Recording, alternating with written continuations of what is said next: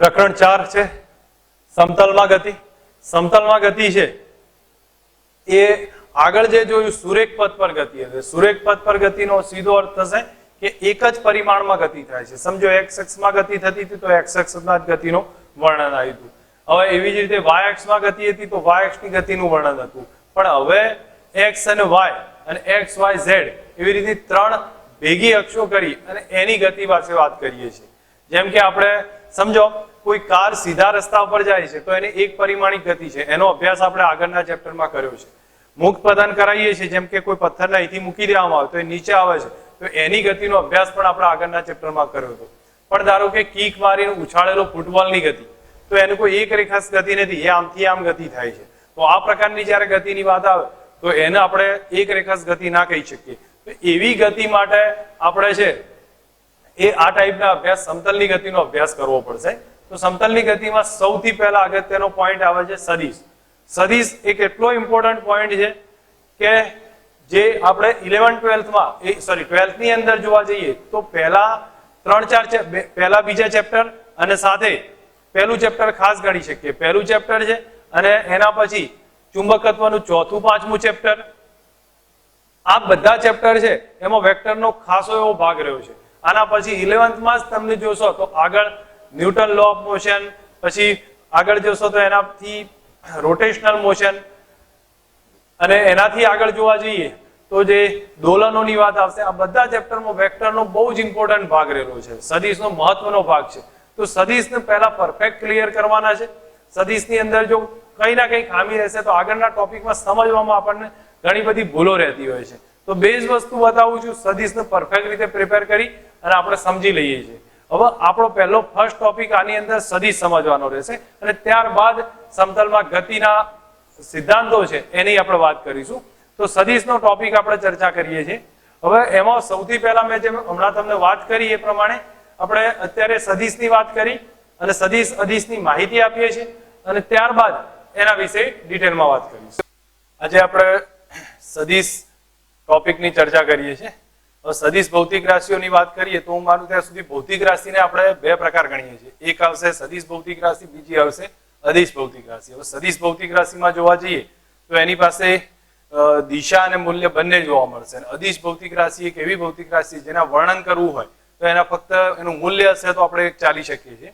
હવે પહેલા આપણે અદિશ ભૌતિક રાશિની વાત કરીએ તો અદિશ ભૌતિક રાશિ એટલે એક એવી ભૌતિક રાશિ જેનું ફક્ત મૂલ્ય જાણો એટલે મોટા ભાગે એની બધી જ માહિતી અહીંયા આવી જતી હોય. જેમ કે હું તમને એક એક્ઝામ્પલ આપું છું કે આપણી પાસે જેમ કે અહીંયા લખીએ છીએ કે દળ m બરાબર 2 kg છે. હવે m બરાબર 2 kg આપણને આપ્યા હોય એવી રીતે બીજું લખું છું વેગ બરાબર ઝડપ. એક કામ કરીએ, નોર્મલ એક્ઝામ્પલ થી લઈએ છીએ. કદ બરાબર 2 મીટર ક્યુબ છે. હવે અહીંયા જોવા જઈએ તો આપણી પાસે દળ 2 kg છે. ફક્ત એની માહિતી મૂલ્યની માહિતી આવી જાય એટલે ટોટલ ડિટેલ ખબર પડી જાય છે. એવી રીતે વેગમાં કદમાં જોવા જઈએ તો 2 મીટર ક્યુબ, ફક્ત એની માહિતી આવશે. ધેટ મીન્સ એની ડિટેલ આપણને ખ્યાલ આવી જશે. એના માટે ડાયરેક્શનની જરૂર નહીં પડે. પણ અમુક ભૌતિક રાશિઓ એવી હશે કે જેનું મૂલ્ય જાણવું પડે ઉપરાંત દિશા બી જરૂર પડશે. તો અદિશ ભૌતિક રાશિ એક એવી છે કે જેનું ફક્ત મૂલ્ય જાણીએ એટલે આપણે એની બધી માહિતી આવશે. ઇન શોર્ટ આપણે જે જોઈએ છે અત્યારે વ્યવહારિકની અંદર જોવા જાવ તો જે દળ છે અલગ અલગ ભૌતિક રાશિના હું નામ આપું છું, પણ અત્યારે હાલ જેટલી બી વ્યવહારિક અમુક મોટા ભાગની અત્યાર સુધી આપણે ભણીએ છીએ એમાં લગભગ મૂલ્યની બહુ ઓછી જરૂર પડી હતી. હવે જે આવશે એવી ભૌતિક રાશિઓ છે જેમાં લગભગ મૂલ્યની જરૂર પડશે. અમુક ભૌતિક રાશિઓ એવી હતી કે દિશાના આધારે ભણ્યા હતા પણ એની વધારે ચર્ચા આપણે કરી નહોતી. અહીંયા જોઈએ તો અદિશ ભૌતિક રાશિમાં હું લખું છું તો દળ, તાપમાન, દ્રવ્યનો જથ્થો, પછી એનાથી આગળ સમજીએ તો વિદ્યુત પ્રવાહ, વિદ્યુત ભાર, આ બધી અલગ ઘણી બધી ભૌતિક રાશિ આવશે જેના ફક્ત મૂલ્ય જાણીએ તો એની ડિટેલ માહિતી આપણને મળી જતી હોય. દિશાની જરૂર હોતી નથી. બરોબર. હવે બીજી ભૌતિક રાશિ બીજો ટાઈપ્સ આવે છે જેને સદિશ કહીએ છીએ. સદિશમાં આપણે મૂલ્ય એવું જોવે એની સાથે સાથે દિશા જોવે એના ચોક્કસ વર્ણન માટે. જેમ કે અહીંયા આપણને કહ્યું 2 ન્યૂટન બળ લાગે છે તો F બરાબર 2 ન્યૂટન, તો આ તો એનું મૂલ્ય થયું કહેવાય. પણ કઈ દિશામાં લાગે છે એ કહેવું બરો જરૂરી છે, કારણ કે ઉત્તર પશ્ચિમ કે ઉપર નીચે કઈ ડાયરેક્શનમાં લાગે છે એના આધારે આપણે બીજી માહિતી કહી શકીએ. એવી જ રીતે લખું છું વેગ બરાબર 2 મીટર પર સેકન્ડ છે. વેગ બરાબર 2 મીટર પર સેકન્ડ. તો આ જે માહિતી આપણને ક્લિયર થઈ તો ફક્ત મૂલ્યથી આપણે માહિતી ના પૂરી કરીએ કે કારણ કે આપણને સમજાવવું પડે કે વેગ ઉત્તર દિશામાં 2 મીટર પર સેકન્ડ છે તો ડાયરેક્શન સમજાવવી જરૂરી છે. તો એટલે આપણને ખ્યાલ આવ્યો કે અમુક ભૌતિક રાશિઓ એવી છે કે જેને ફક્ત મૂલ્યથી માહિતી આપી શકીએ અને અમુક ભૌતિક રાશિ એવી છે કે જેને મૂલ્ય ઉપરાંત દિશાની જરૂર પડશે. એ બધી સદિશ રાશિઓ છે. ઓકે, અહીંયા સદિશ રાશિમાં કઈ કઈ આવે છે? તો સદિશ રાશિમાં હું મૌખિક રીતે વાત કરું તો આપણને ખ્યાલ આવવો જોઈએ વેગ આવશે, પ્રવેગ આવશે, બળ આવશે, વેગમાન આવે છે, એવી રીતે ટોર્ક આવશે. અલગ અલગ ભૌતિક રાશિઓ જોવા મળશે. આની અદિશ રાશિમાં જોવા જઈએ તો અહીંયા આપણે જેમ લખ્યું છે દળ, કદ, દ્રવ્યનો જથ્થો, તાપમાન, વિદ્યુત પ્રવાહ, કાર્ય, ઉર્જા કાર્ય છે, ઉર્જા છે, એ ટાઈપની પાવર છે. અલગ અલગ ભૌતિક રાશિઓ અદિશમાં આવતી જશે. આ બાજુ હશે સદિશ રાશિઓ.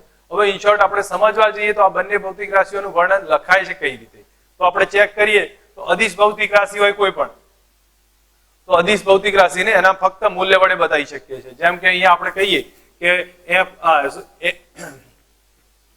m બરાબર 2 kg તો આ આપણું ફક્ત મૂલ્ય કયું છે તો એના વડે અદિશનું બતાવી શકીએ છીએ. તો એના ફક્ત સિમ્બોલ વડે બતાવાય છે.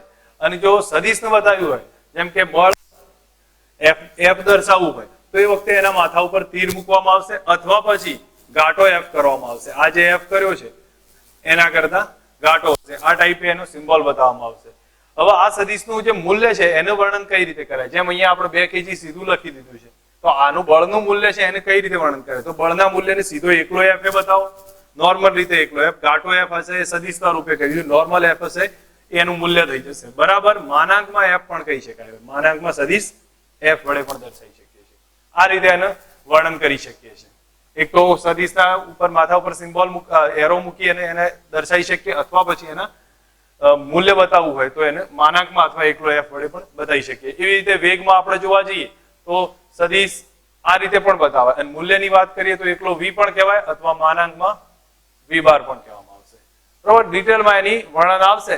આપણે આગળ ચેક કરતા જઈશું એ પ્રમાણે બનતું જશે પણ આપણી નોર્મલ કોન્સેપ્ટ છે. હવે હું માનું ત્યાં સુધી અમુક સ્પેશિયલ કેસ છે જે સદિશના કોન્સેપ્ટમાં થોડા કન્ફ્યુઝન કરે એવા છે જેને આપણે એક વાત સમજી લઈએ છીએ. તો અહીંયા હું મારું પહેલો જ એક્ઝામ્પલ લઉં છું, સ્થાનાંતર અને પથ લંબાઈ. સ્થાનાંતર અને પથ લંબાઈ કોઈ પાથ છે એ આપણે ધારીએ છીએ અહીંથી અહીંયા સુધી જાય છે, a થી b સુધી જાય છે તો આપણે જે આ ડિસ્ટન્સ કાપ્યું છે એ પથ લંબાઈ થશે અને આ જે અંતર ગયું છે એ આપણા માટે સ્થાનાંતર છે. સીધી રેખામાં જે અંતર કપાય છે એને સ્થાનાંતર કહ્યું છે. આ જે ટોટલ પથ કાપ્યો છે એ પથ લંબાઈ છે. હવે આમાંથી કઈ અદિશ છે કઈ સદિશ છે? તો પથ લંબાઈ પાસે કોઈ ચોક્કસ દિશા હોતી નથી તો એટલા માટે અદિશ થઈ જશે. તો સમજ રાખજો એ અદિશ હશે અને સ્થાનાંતર એની પાસે ચોક્કસ દિશા છે, a થી b જાઓ છો એટલા માટે એ સદિશ થશે. એનો અર્થ એટલો થયો કે આપણી પાસે બે ભૌતિક રાશિઓ જો બે પ્રકારની છે, એક અદિશ અને સદિશ. તો અદિશ પાસે ચોક્કસ દિશા હોતી નથી તો આ પથ લંબાઈ પાસે કોઈ દિશા નથી તો અદિશ થઈ જશે. સ્થાનાંતર પાસે ચોક્કસ દિશા છે એટલા માટે સદિશ થશે. એક કોન્સેપ્ટ આનો બને છે. એવી ને એવી બીજા વસ્તુમાં જોવા જઈએ તો વેગ અને ઝડપમાં આવશે. ઝડપ અને વેગ. હવે ઝડપ વેગમાં ચેક કરીએ આપણે તો ઝડપ એટલે પથ લંબાઈ ભાગ્યા સમયગાળો આવશે. ઝડપનો મતલબ થશે પથ લંબાઈ ભાગ્યા સમયગાળો અને વેગ એટલે સ્થાનાંતર ભાગ્યા સમયગાળો. તો પથ લંબાઈ અદિશ છે તો આ ભૌતિક રાશિ એ કેવી થઈ જશે? અદિશ થશે. વેગ સ્થાનાંતર સદિશ છે તો વેગ પણ કેવી થશે? સદિશ થશે. બરોબર, તો આપણને આ બંનેના ડિફરન્સ ઉપરથી ખ્યાલ આવવો જોઈએ કઈ રીતે મળશે. એવું જ એક હું માનું ત્યાં સુધી ક્ષેત્રફળની વાત આવશે. ક્ષેત્રફળ સમજો કે કોઈ આ એરિયા આપ્યો છે આપણને આ રીતનો. હવે આ એરિયા આપણને બતાવ્યો છે ખરો પણ એની દિશા હોય કે ના હોય તો આપણને કહ્યું છે ક્ષેત્રફળ a બરાબર 2 મીટર સ્ક્વેર છે અથવા 4 મીટર સ્ક્વેર છે તો એની દિશા ક્યાં હશે? તો એની દિશા સમજવા જેવી છે. કોઈ પણ એરિયા હોય તો એને બંધ લૂપના આધારે ચેક કરીએ તો એના ઉપર જમણા હાથનું મૂકવામાં આવે તો એની ડાયરેક્શન આ તરફ જોવા મળશે. તો આપણને એની ડાયરેક્શન ટૂંકમાં એને લંબ જોવા મળશે. પછી એના ડિપેન્ડ તમને આગળ જતા યુઝ આવશે. ફક્ત અત્યારે હાલ હું એટલું કહું છું કે એરિયાની ડાયરેક્શન એને લંબ જમણા હાથ મૂકવામાં આવે તો અંગૂઠાની ડાયરેક્શન એની જોવા મળશે. તો આની દિશા થઈ ચોક્કસ તો એટલા માટે આ જે છે આપણા માટે કયો થશે? એરિયા સદિશ થઈ જશે. તો ક્ષેત્રફળ ધ્યાન રાખવા જેવું છે. ક્ષેત્રફળની દિશા છે તો ક્ષેત્રફળ સદિશ હશે. હવે એવું જ હું વાત કરું તો પ્રેશરની વાત કરું છું. પછી દબાણ. દબાણ એક એવી ભૌતિક રાશિ છે જેને આપણે લાગે કે ભાઈ આ દિશામાં દબાણ લાગે છે, બરોબર, એ કહીએ છીએ, પણ દબાણની ખાસિયત છે, ધારો કે આ પાત્રમાં હોય તો દબાણ, હું માનું ત્યાં સુધી એક સીધી કન્ડિશન આપણે ધ્યાન રાખવાની છે કે દબાણ સપાટીને લંબ બધી દિશામાં લાગતું હોય. તો અહીંયા દબાણ લાગશે, આ ડાયરેક્શનમાં બધી દિશામાં દબાણ લાગશે, અને હંમેશા કેવું હોય, સપાટીને લંબ હોય. એટલા માટે એને અદિશ ગણવામાં આવે છે. દબાણ એક એવી ભૌતિક રાશિ છે જે હંમેશા ડાયરેક્શન આપણને લાગશે એવું પણ છતાં એ સપાટીને લંબ હોવાના કારણે અદિશ ગણવામાં આવશે. તો દબાણ એક અદિશ છે. એવો જ એક કોન્સેપ્ટમાં જોવા જઈએ તો વિદ્યુત પ્રવાહ છે. વિદ્યુત પ્રવાહમાં જોઈએ તો વિદ્યુત પ્રવાહ પણ આપણને લાગશે કે એની ડાયરેક્શન છે, પણ વિદ્યુત પ્રવાહ ધારો કે અહીંયાથી આપણે આ પ્રમાણે તાર વળતો હોય, બરોબર, તો એને પણ આ ડાયરેક્શન આ પ્રમાણે અથવા તો આ ચોક્કસ આ રીતે સમજવા જઈએ તો વિદ્યુત પ્રવાહની પ્રોપર ડાયરેક્શન હોતી નથી. તો એ આધારિત કારણ કે એની જે રીતે તાર વળે એ પ્રમાણે ડાયરેક્શન બનતી હોય છે, તો એ આધારિત આપણે ચોક્કસ એની ડાયરેક્શન લેતા નથી. વિદ્યુત પ્રવાહને પણ એક અદિશ ગણવામાં આવે છે. દબાણની જેમ જ વિદ્યુત પ્રવાહ અદિશ થશે. આ તો આપણે simple basic conceptual example check કર્યા છે કે કોને સદિશ કહેવાય, કોને અદિશ કહેવાય. આ બધી ડિટેલ આપણને ખ્યાલ આવવો જોઈએ કે કઈ રીતથી બનશે. હજી હવે આ સદિશ અદિશનો જો બેઝિક આઈડિયા આપણને ક્લિયર થઈ જાય તો હું માનું ત્યાં સુધી આપણે આગળનો એક ટોપિક લઈએ છીએ કે જેમાં સદિશ કેટલા પ્રકારે જોવા મળતા હોય છે. આપણને દરેક વસ્તુનું ધ્યાન હોવું જોઈએ કે આપણે કઈ રીતે કેલ્ક્યુલેશન લઈએ છીએ. એમાં શરૂઆતનો મેં ટોપિક અત્યારે હાલ આપણે સદિશ અદિશનો ડિફરન્સની એક વાત કરી. ઓકે, અહીંયા આપણી પાસે ક્વેશ્ચન છે કે સદિશ અને અદિશ સમજાવો. જેમ હમણાં તમે ડિટેલમાં થોડુંક સમજ્યા છો એમાંથી જ આપણે અહીંયા ટેક્સ્ટબુકમાં જે પ્રમાણે સમજાવ્યું છે એને ધ્યાન આપીએ છીએ. સદિશ એનો મતલબ શું થયો કે જે, અથવા અદિશનો શું મતલબ થયો કે જેનું મૂલ્ય જાણીએ અને સંપૂર્ણ માહિતી મળી જતી હોય તો એવી ભૌતિક રાશિઓ કઈ કહેવામાં આવશે? અદિશ હશે. જેમ કે દળ 2 kg છે તો એનું મૂલ્ય જાણ્યું એટલે બધી માહિતી આવી ગઈ છે તો એ અદિશ થશે. એવી રીતે અલગ અલગ રાશિઓ જેનું ફક્ત મૂલ્ય જ જાણો બધી માહિતી મળી જતી હોય તો એ બધી રાશિઓ અદિશ આવશે. કઈ કઈ રાશિઓ અદિશ છે? તો દળ, તાપમાન, દબાણ, કદ, ઘનતા, કાર્ય, ઉર્જા, એ બધી કઈ રાશિ ગણવામાં આવશે? અદિશ રાશિ ગણવામાં આવશે. હવે સદિશ રાશિ વિશે વાત કરીએ તો જેને ફક્ત મૂલ્યથી માહિતી નહીં મળે, મૂલ્ય ઉપરાંત દિશાની જરૂર પડશે તો એવી બધી રાશિઓ કઈ આવશે? સદિશ રાશિ હશે. જેમ કે બળ, વેગ, પ્રવેગ, એના પછી ટોર્ક, આ બધી રાશિઓ કઈ ગણવામાં આવશે? સદિશ રાશિ છે કે જેમાં ફક્ત બળની મૂલ્યની જરૂર નથી, મૂલ્ય ઉપરાંત દિશાની જરૂર પડશે. આ આપણને સમજ હોવી જોઈએ. ડિફરન્સના રીતે પણ લખીએ કે, અને આપણે ધારો કે કોઈ ક્વેશ્ચન પર્ટિક્યુલર પૂછાય તો પણ આપણે એની સમજાવી શકીએ છીએ. કેમ કે સદિશ અદિશનો ડિફરન્સ પૂછાય તો ડિફરન્સમાં આપણે 2-3 મુદ્દાઓ અલગ અલગ કરીને પ્રોપર રીતે સમજાવી શકીએ છીએ. ઓકે, અહીંયા આપણે જેમ ટેક્સ્ટબુકમાં સમજાવ્યું છે એ પ્રમાણે થોડું ધ્યાન આપીએ તો પણ ખ્યાલ આવશે કે સદિશ અદિશના આધારે ભૌતિક રાશિઓનું વર્ગીકરણ કરી શકીએ છીએ. અદિશ રાશિઓ એ છે કે જેમની સાથે દિશા સંકળાયેલી નથી, તો અને સદિશ રાશિઓ છે એમની સાથે શું છે? દિશા સંકળાયેલી છે. અદિશ રાશિને ફક્ત મૂલ્ય હોય છે. અદિશ રાશિને મૂલ્ય હોય છે. મેં તમને ઓલરેડી વાત કરી કે એનું મૂલ્ય જાણો એટલે બધી માહિતી આવી જાય છે. જેમ કે એમને મૂલ્ય અને યોગ્ય એકમ, જેમ કે 2 એનું મૂલ્ય થયું અને કેજી એનો એકમ છે તો 2 kg વડે બતાવી દીધું.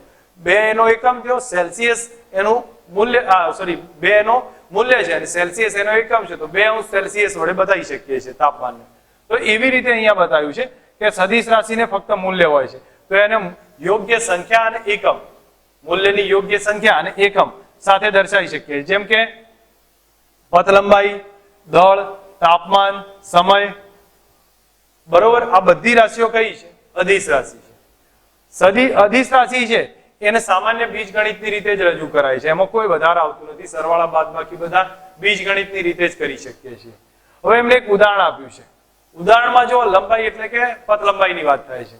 હવે પથ લંબાઈ, લંબાઈ પહોળાઈની જે વાત આપી હોય, સમજો લંબચોરસની લંબાઈ અને પહોળાઈ આપી છે 1 મીટર અને 0.5 મીટર. તો આપણે બધી બાજુનો સરવાળો કરીને પરિમિતિ લેવામાં આવે તો લંબાઈ વત્તા પહોળાઈ કરીએ તો એમાં સીધો જ સરવાળો થશે. 1 મીટર વત્તા 0.5 મીટર વત્તા 1 મીટર વત્તા 0.5 મીટર એટલે આપણને 3 મીટર મળી ગયું. તો આની અંદર આપણે શું કર્યું છે? સામાન્ય સરવાળા કરી દીધા છે એટલે લંબાઈ આપણા માટે કઈ રાશિ થઈ ગઈ? અદિશ થશે. પરિમિતિ પણ કઈ થઈ ગઈ? અદિશ જોવા મળશે. હવે એવી રીતે તાપમાનની વાત કરી છે. ધારો કે એક તાપમાન T1 છે 35.6 સેલ્સિયસ, બીજું તાપમાન છે 24.2 સેલ્સિયસ, જો બેનો ડિફરન્સ લેવામાં આવે તો ડિફરન્સ લઈશું તો કેટલો આવ્યો 11.4 અંશ જે સામાન્ય ડિફરન્સ લીધો છે મેથેમેટિકલની જેમ. તો એટલે આ બધી કઈ રાશિ કહેવામાં આવે? અદિશ રાશિ છે. એવું ત્રીજું ઉદાહરણ આપ્યું છે પણ આપણે એટલી વધારે જરૂર નથી, બે ઉદાહરણ સમજી લો, ક્લિયર થવું જોઈએ આપણને, બરાબર. હવે અહીંયા આપણને આ પેરેગ્રાફની અંદર અદિશ વિશે અને સદિશ વિશે થોડી વાત કરી દીધી છે.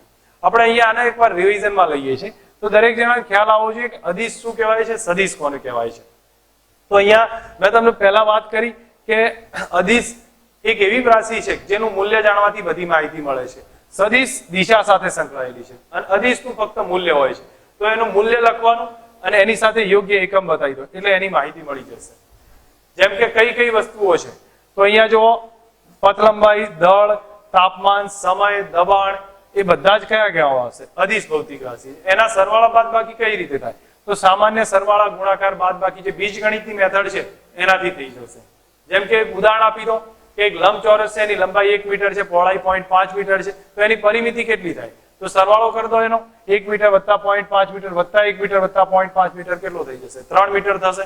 એવી રીતે બે તાપમાન લઈ લો કોઈ પણ અને બેનો ડિફરન્સ લઈ લો તો એ આપણા માટે શું થઈ? સામાન્ય બીજગણિતની જેમ કરી શકીએ. આ બધી અદિશ રાશિ જોવા મળશે. હવે વાત કરીએ છીએ સદિશ રાશિની. તો જે રાશિના વર્ણન માટે મૂલ્ય એકલું જરૂર નથી, મૂલ્ય ઉપરાંત દિશાની જરૂર પડતી હોય તો એ રાશિઓ સદિશ રાશિ છે. એના સરવાળા જેમ અદિશના સરવાળામાં બીજગણિતની મેથડ યુઝ કરીને કરતા હતા, આના સરવાળા બાદબાકી માટે આપણે બીજગણિતની મેથડથી નહીં ગણી શકીએ. એના માટે આપણે ત્રિકોણનો નિયમ અથવા સમાંતર બાજુ ચતુષ્કોણના નિયમનો ઉપયોગ કરવો પડશે, જે થોડા ઘણા ટાઈમમાં આનો ઉપયોગ આવશે. તો સમજજો, આના માટે અહીંયા જોઈએ તો સરવાળાના માટે ત્રિકોણનો નિયમ અથવા સમાંતર બાજુ ચતુષ્કોણના નિયમનો ઉપયોગ કરવો પડશે. એ સિવાય એનો સરવાળા બાદબાકી નહીં થઈ શકે.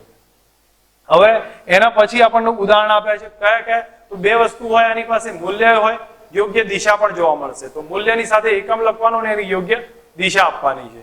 તો આ વસ્તુ આપણે બતાવી શકીએ છીએ. અને સાથે આના ઉદાહરણ કયા છે? તો વેગ, પ્રવેગ, બળ, વેગમાન એ બધા એના ઉદાહરણ છે. વેગ, પ્રવેગ, સ્થાનાંતર, બળ, વેગમાન એના ઉદાહરણ જોવા મળશે. હવે આને દર્શાવાય કઈ રીતે? તો સદિશ રાશિને દર્શાવાય કઈ રીતે? તો દરેક જણા ધ્યાન રાખજો. સદિશ રાશિને ઘાટા અક્ષર વડે દર્શાવવામાં આવે છે. ઘાટા અક્ષર વડે અથવા એના માથા ઉપર તીર મૂકવામાં આવે છે. તો અહીંયા સમજો, એને જેમ કે વેગ છે, વેગને આપણે ઘાટો V કરીને બતાવો અથવા એના માથા ઉપર તીર કરીને દર્શાવો. જેમ કે અહીંયા બતાવવામાં આવ્યું છે એ સમજીએ કે ધારો કે એને ઘાટો V કરીને બતાવો અથવા એને V બાર કરી દો. એનું મૂલ્ય હોય, સદિશનું મૂલ્ય હશે. જેમ કે સદિશનું મૂલ્ય 2 મીટર પર સેકન્ડ વેગનું, તો 2 મીટર એનું મૂલ્ય થયું. એ કઈ રીતે બતાવાય? તો માનાંકમાં ઘાટો V કરો અથવા એકલો સિમ્બોલિક V કરી દો તો એ રીતે ચાલશે. આની પ્રેક્ટિકલ ઉપયોગ, પ્રેક્ટિકલ કે પ્રેક્ટિસ છે એ આગળ આપણે સમજાવવાની છે અને એના પરથી આપણને ખ્યાલ આવી જશે.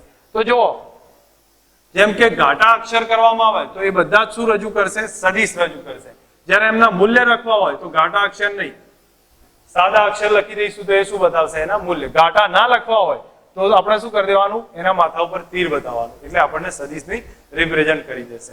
ઇન શોર્ટ આપણને અદિશ વિશે તો ખ્યાલ આવી ગયો હતો અહીંયા સુધી. હું હવે સદિશને એકવાર રિવિઝનમાં લઉં છું. તો સદિશમાં આપણે જોયું કે સદિશ ભૌતિક રાશિઓને સમજાયું હોય તો આપણે શેની જરૂર પડી? મૂલ્ય ઉપરાંત દિશાની જરૂર પડી છે. તો મૂલ્ય ઉપરાંત દિશાની જરૂર પડશે. એના સરવાળા બાદબાકી માટે આપણે કોઈ એકલો ત્રિકોણનો નિયમ બીજગણિતનો નિયમ પૂરતા નથી. બીજગણિતનો નિયમ યુઝ નહીં કરીએ. એના સિવાય આપણે ત્રિકોણનો નિયમ અને સમાંતર બાજુ ચતુષ્કોણનો નિયમનો ઉપયોગ કરવામાં આવશે. એના ઉદાહરણ આપો તો વેગ, પ્રવેગ, બળ, વેગમાન એ બધા એના ઉદાહરણ જોવા મળશે. હવે એને દર્શાવાય કઈ રીતે? તો શબ્દોમાં આપણે એટલું સમજવાનું છે, કોઈ પણ સદિશ રાશિ હોય એને ઘાટા અક્ષર વડે બતાવો અથવા માથા ઉપર તીર કરીને બતાવો ત્યારે એ સદિશ બનશે. જ્યારે એનું મૂલ્ય બતાવવું હોય તો એને માનાંકમાં V કરો અથવા એકલો V કરી દો તો એનું મૂલ્ય દર્શાવી દેશે. અહીંયા સ્થાન સદિશ અને સ્થાનાંતર સદિશ વિશે વાત કરીએ છીએ. તો અહીંયા સમજો, કોઈ પણ સ્થાન સદિશ કે સ્થાનાંતર સદિશ દર્શાવવો હોય તો આપણે અત્યારે હાલ પૂરતા બે યામ લઈએ છીએ અને એનું સંદર્ભ બિંદુ બહુ જ અગત્યનું છે. સંદર્ભ બિંદુ વગર સ્થાન સદિશ, સ્થાનાંતર સદિશ આપણે ના દર્શાવી શકીએ છીએ.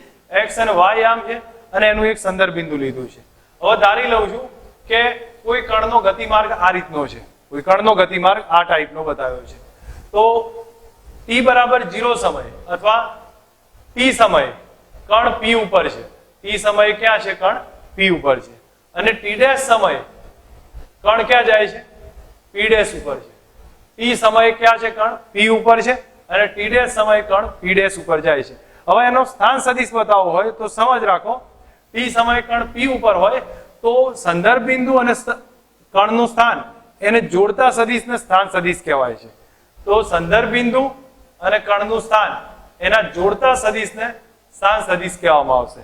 તો એનો મતલબ થયો કે ઓપી છે એને સદિશ સ્વરૂપે બતાવું તો સદિશ ઓપી કહી શકું. માથા ઉપર તીર બતાવ્યું એટલે સદિશ થયો, બરાબર. એને આર બાર પણ કહી શકીએ છીએ, સ્થાન સદિશ આર બાર. એ આપણે પી નો સ્થાન સદિશ થયો અથવા કણ પી નો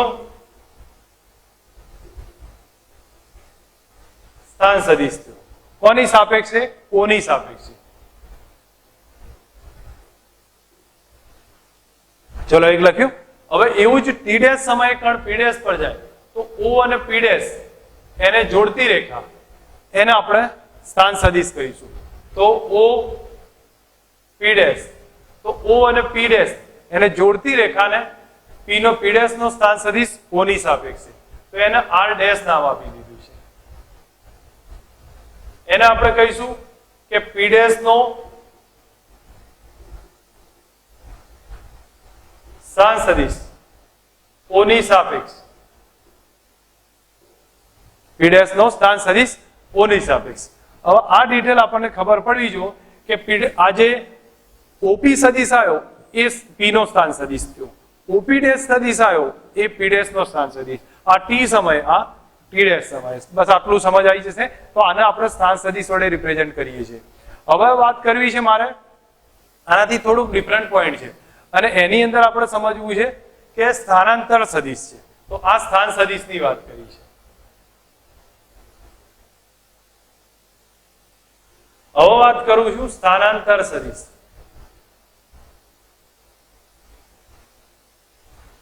તો સમજો પી સમયે કણ પી થી ક્યાં ગયો છે? પી ડેશ ઉપર. તો કણ પી થી પી ડેશ ઉપર ગયો તો આ પી ડેશ અને પી એને જોડતો સદિશ જે આવ્યો છે એ આપણા માટે કયો થઈ ગયો? સ્થાનાંતર સદિશ. તો એનો મતલબ કે સદિશ પી પી ડેશ એ કયો થશે? સ્થાનાંતર સદિશ. એને આપણે ડેલ્ટા આર બાર પણ કહીએ છીએ. તો આ સદિશ થઈ જશે ડેલ્ટા આર બાર. તો પી થી પી ડેશ ઉપર ગયો તો પી પી ડેશ સદિશ આવ્યો એને આપણે સ્થાનાંતર સદિશ કહી દીધો છે. હવે અહીંયા એક વસ્તુ ધ્યાન પર રાખવાની છે કે સ્થાનાંતર છે એ સાચો ગતિપથ નહીં બતાવે. જો અહીંયા તમને દેખાશે કણ પી થી પી ડેશ ઉપર આમથી આમ જાય, ઓરિજિનલ ગતિપથ આમથી આમ છે. તો સ્થાનાંતર સદિશ ક્યારેય સાચો ગતિપથ નહીં બતાવે અને સાચો ગતિપથ ના બતાવે તો એનો મતલબ એ પથ લંબાઈના કરતા ઓછો હોય અથવા એના જેટલો હોય. તો સ્થાનાંતર હંમેશા પથ લંબાઈ કરતા ઓછું હશે અથવા એના જેટલું હશે. આ થઈ ગઈ થિયરિટિકલ ડિટેલ. કોના માટે? સ્થાનાંતર સદિશ અને સ્થાન સદિશ માટે. હવે આપણે એને ટેક્સ્ટબુક બેઝ સમજીએ જેથી આપણને પરફેક્ટ ક્લિયર થશે. ઓકે, આ પોઈન્ટ આપણને બતાવે છે સ્થાન અને સ્થાનાંતર સદિશ. તો સ્થાન સદિશ કોને કહેવાય, સ્થાનાંતર સદિશ કોને કહેવાય એને આપણે સમજવાનું છે. તો અહીંયા આપણે જો સ્થાન સદિશ કોને કહીશું, સ્થાનાંતર સદિશ કોને કહીશું એની વાત કરીએ છીએ. તો આપણી પાસે એક આકૃતિને સમજ રાખીએ. તો આકૃતિમાં XY સમતલમાં t બરાબર 0 સમયે કણ P ઉપર છે. સમજ રાખજો, t બરાબર 0 સમયે કણ P ઉપર છે અને થોડાક સમય પછી એટલે કે t સમય પછી એ કણ P ડેશ પર જાય છે. અથવા અહીંયા જે પ્રમાણે બતાવ્યું છે એ પ્રમાણે રાખી દો. t સમયે કણ P ઉપર છે અને t ડેશ સમયે કણ P ડેશ પર જાય છે. t સમયે કણ P ઉપર છે અને t ડેશ સમયે કણ P ડેશ પર જાય છે. તો આપણી પાસે સંદર્ભ બિંદુ O છે. હવે આકૃતિમાં દર્શાવી છે એમાં સંદર્ભ બિંદુ O છે. તો સંદર્ભ બિંદુથી કણ P ને જોડતી રેખા, સમજો સંદર્ભ બિંદુથી કણ P ને જોડતી રેખા એ કણ P નો સ્થાન સદિશ દર્શાવે છે. સંદર્ભ બિંદુથી કણ P ને જોડતી રેખા એ કણ P નો જે તે સમયે સ્થાન સદિશ બતાવે છે. તો t સમયે P નો સ્થાન સદિશ કયો? તો OP સદિશ થશે, સદિશ OP થશે. t ડેશ સમયે કણ ક્યાં જતો રહે છે? P ડેશ પર. તો એનો સ્થાન સદિશ કયો થયો? તો OP ડેશ સદિશ થયો. એ કોનો સ્થાન સદિશ થયો? t ડેશ સમયે કણ P નો સ્થાન સદિશ થશે. તો અહીંયા આપણે આટલું સમજવાનો ટ્રાય રાખીએ કે આપણી પાસે સ્થાન દર્શાવવા ખાતર એક સંદર્ભ બિંદુની જરૂર પડશે. તો આપણી પાસે આકૃતિમાં દર્શાવ્યા પ્રમાણે સંદર્ભ બિંદુ O છે. t સમયે કણ ક્યાં છે? P ઉપર છે અને t ડેશ સમયે કણ ક્યાં છે? P ડેશ પર છે. હવે કણ મતલબ કે કણના સ્થાન અને સંદર્ભ બિંદુ એને જોડતી રેખા એને સ્થાન સદિશ કહેવામાં આવે છે. તો અહીંયા જુઓ પી અને ઓ સાથે જોડતી રેખા છે એને આપણે ટી સમયનો સ્થાન સદિશ બતાવે છે. એટલે કે ટી સમયે કણ પી નો સ્થાન સદિશ કયો થયો? ઓપી થયો. ટી ડેશ સમયે કણ પી નો સ્થાન સદિશ કયો થયો? ઓપી ડેશ છે. તો ઓપી ને આપણે આર બાર વડે બતાવીએ છીએ, ઓપી ડેશ ને આર ડેશ બાર વડે બતાવીએ છીએ, જેને અહીંયા રજૂ કર્યું છે કે ઓપી છે ટી સમયે જે સ્થાન સદિશ બન્યો એ પી ઉપર, તો ઓપી છે એ સદિશને માથા ઉપર તીર બતાવો અથવા ઘાટા અક્ષર લખો. હું માનો ત્યાં સુધી માથા ઉપર તીર લખીને બતાવવાના આવશે. ઓપી બાર બરાબર આર બાર કહી શકીએ. હવે એવી જ રીતે ટી ડેશ સમયે કણ પી ડેશ નો સ્થાન સદિશ, તો એને સદિશ ઓપી ડેશ કહેવાય અથવા એને આર ડેશ વડે પણ બતાવી શકીએ છીએ. આ થઈ ગયું સ્થાન સદિશની વાત. હવે આવશે સ્થાનાંતર સદિશ. તો કણ ટી સમયે ક્યાં હતો? પી ઉપર. ટી ડેશ સમયે ક્યાં ગયો? પી ડેશ પર. તો આ જે પીપી ડેશ સ્થાન સદિશ બતાવ્યો, પી થી પી ડેશ ને જોડતી રેખા પીપી ડેશ એ આપણને સ્થાનાંતર સદિશ બતાવશે. તો અહીંયા જુઓ ટી સમયે કણ પી થી ક્યાં જાય છે? પી ડેશ પર. તો આપણે અહીંયા બતાવી શકીએ છીએ પી થી પી ડેશ સુધી જાય છે. તો પીપી ડેશ ને જે જોડતી રેખા આવે છે, તો પીપી ડેશ સદિશ થયો એ આપણા માટે કયો થયો? સ્થાનાંતર સદિશ. આપણે અહીંયા બે સદિશ સમજ્યા છે. કયા કયા? એક તો સ્થાન સદિશ સમજ્યા અને બીજો કયો સદિશ સમજ્યા? સ્થાનાંતર સદિશ સમજ્યા છે. તો સ્થાન સદિશ કોને કહેવાય? ટી સમયે કણ પી નો સ્થાન સદિશ કયો? તો સદિશ ઓપી થશે. ટી સમયે કણ પી ડેશ નો સ્થાન સદિશ કયો? ટી ડેશ સમયે કણ પી ડેશ નો સ્થાન સદિશ કયો? તો ઓપી ડેશ થશે. અને સ્થાનાંતર સદિશ કયો? તો કણ પી થી પી ડેશ પર જાય છે, તો પીપી ડેશ છે એ શું થઈ ગયો? સ્થાનાંતર સદિશ છે. ઓકે, હવે આપણે એક વસ્તુને સમજવાનો ટ્રાય કરીએ કે સ્થાનાંતર સદિશ સાચી ગતિ ના એ બતાવે. કારણ કે સ્થાનાંતર સદિશ શું છે? પ્રારંભિક ને અંતિમ સ્થાનને જોડતો સદિશ છે. સ્થાનાંતર સદિશ શું છે? પ્રારંભિક સ્થાન અને અંતિમ સ્થાન એને જોડતો સદિશ છે. સાચો ગતિપથ આમ થઈને આવતો હોય તો એ સાચી ગતિપથની માહિતી નહીં આપે, ફક્ત પ્રારંભિક ને અંતિમ જોડતા પથની જ માહિતી આપશે. જેમ કે અહીંયા એક ઉદાહરણ આપ્યું છે, કણ પી ઉપર થઈ અને એને ક્યુ ઉપર જવું છે, તો આમ થઈને ક્યુ ઉપર જાય છે. ઘણીવાર એ થી બી ઉપર જશે, પછી આમ થઈને ક્યુ ઉપર જાય છે. તો એ ઘણી બધી રીતે ક્યુ ઉપર જઈ શકે છે. પણ આપણને તો સ્થાન સદિશ સ્થાનાંતર સદિશ કયો બતાવો? પી અને ક્યુ ને જોડતી રેખા. તો સ્થાનાંતર સદિશ આ બતાવો.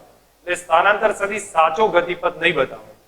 તો ઘણીવાર આપણને યાદ હશે સ્થાનાંતર સદિશ એ પથ લંબાઈ કરતા કેવો હોય? નાનો હોય અથવા એના જેટલો હોય. તમને યાદ હશે કે પથ લંબાઈ સ્થાનાંતર કરતા મોટી પણ હોય અથવા એના જેટલી હશે. તો એ સેન્ટેન્સ પણ આપણને ક્લિયર થવું જોઈએ. હવે હું માનું ત્યાં સુધી આખો પેરેગ્રાફ એકવાર પ્રોપર રિવિઝનમાં લઈએ.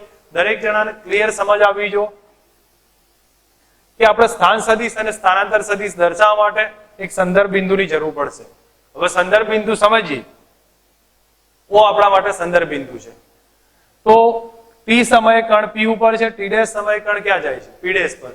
તો પી પર હોય ત્યારે સંદર્ભ બિંદુ અને કણને જોડતી રેખા એનો સ્થાન સદિશ બતાવશે.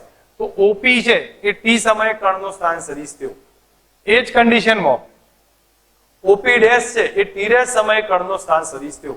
તો અહીંયા આપણે બતાવી શકીએ છીએ કે સદિશ ઓપી બરાબર આર બાર કહી શકીએ. એવી જ રીતે સદિશ ઓપી ડેશ બરાબર આર ડેશ એ એનો સ્થાન સદિશ થઈ ગયો. ટી સમયે કણ પી ઉપર હતો, ટી ડેશ એ ક્યાં ગયો? પી ડેશ ઉપર. તો પીપી ડેશ થઈ ગયું. એને જોડતી રેખા જે મળી એ આપણા માટે શું બતાવી દેશે? સ્થાનાંતર સદિશ છે. તો પીપી ડેશ ને આપણે કયું નામ આપ્યું? સ્થાનાંતર સદિશ છે. ઓકે, બીજું મેં તમને કહ્યું કે સ્થાન સદિશ છે, આ સ્થાનાંતર સદિશ છે એ સાચા ગતિપથની માહિતી નહીં આપે. કારણ કે એ તો બે બિંદુઓને જોડતી રેખાનો સદિશ છે. સાચો ગતિપથ ગમે ત્યાંથી હોઈ શકે.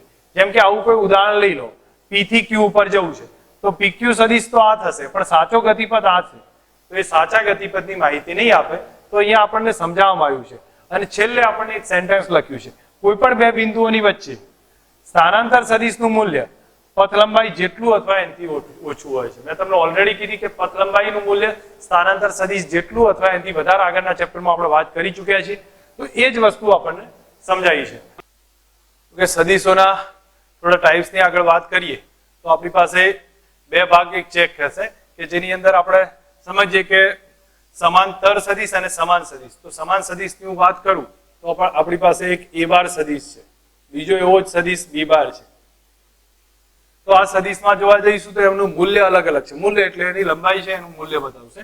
તો અહીંયા આપણને દેખાય છે કે મૂલ્ય અલગ અલગ છે પણ દિશા કેવી છે? સમાન છે. તો મૂલ્ય અલગ છે પણ દિશા સમાન જોવા મળશે. તો આવા જે સદિશ બનશે એ આપણા માટે સમાંતર સદિશ કહેવામાં આવશે, જેનું મૂલ્ય અલગ હોય, દિશા સમાન હશે. એ સમાંતર સદિશ આવશે. પછી આવશે સમાન સદિશ. તો સમાન સદિશમાં સમજો કે એ બાર ડ્રો કર્યો તો એવો ને એવો જ સદિશ બી બાર હશે. તો અહીંયા મૂલ્ય એ સરખું છે, દિશા એ સરખું છે. તો અહીંયા આપણે સમજીએ મૂલ્ય અને દિશા બંને સમાન જોવા મળશે. તો એ સદિશો આપણા માટે સમાન સદિશ થશે. હવે અહીંયા આપણને આ બે વસ્તુનો ક્લિયર ખ્યાલ આવે તો એના પછી હું આગળ વાત કરું તો પ્રતિ સમાંતર સદિશ આવે. પ્રતિ સમાંતર સદિશની અંદર વાત કરીશું તો એમાં જોઈશું તો એક સદિશ એ બાર છે, બીજો સદિશ બી બાર છે.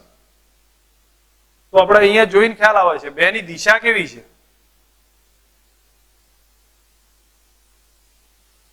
વિરુદ્ધ છે. તો આ બધા સમાન સદિશો કયા આવશે? પ્રતિ સમાંતર આવશે.